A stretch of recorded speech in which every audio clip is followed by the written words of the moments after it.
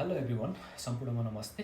म Everest education network कन्सल्टेन्सीबाट यहाँहरूलाई एउटा छोटो भिडियो मार्फत केही जानकारी गराउन आइरहेको छु, जुन चाहिँ यहाँहरूले फिनल्यान्ड अप्लाई गर्दै आउनु भएको छ र फिनल्यान्डमा चाहिँ अप्लाई गर्दाखेरि अब जोइन्ट एप्लिकेसनको क्लोज भइसकेको छ। कति स्टुडेन्ट अप्लाई गर्न पाउनु भयो होला, कतिले अप्लाई गर्नु भएन होला, कति छुट्नु भएको छ भनेदेखि हामीसँग अप्रिल इन्टेकको लागि चाहिँ एप्लिकेसन खुल्दैछ। सो यदि यहाँहरूले स्प्रिङ इन्टेकको लागि अप्लाई गर्नु भएको छ भने फिनल्यान्डको €100 एप्लिकेसन चार्ज चाहिँ यसमा पेमेन्ट गर्नु पर्दैन। तपाईँलाई त्यो पनि राम्रो कुरा भयो र जो छुट्नु भयो उहाँहरूको लागि पनि फेरि यो नियरेस्ट इन्टेकमै अप्लाई गर्ने मौका हो।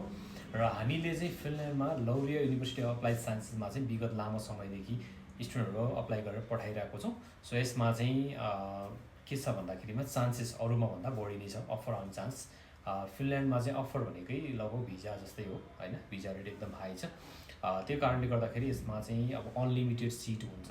त्यो कारणले गर्दा कम्पिटिसन गर्नु पर्दैन। फिजिकल इन्ट्रान्स एक्जाम यहीँ लौरिया युनिभर्सिटीकै सरहरू आएर, रिप्रेजेन्टेटिभहरू आएर नै फिजिकल एक्जाम लिनुहुन्छ।